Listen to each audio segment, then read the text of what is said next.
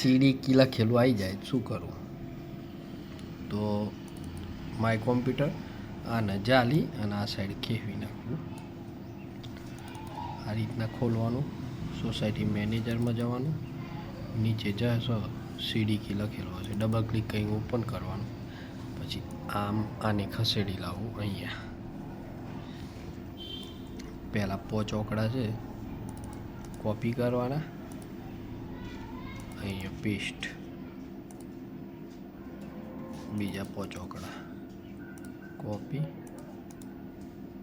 Paste. ત્રીજા 5 ચોકડા copy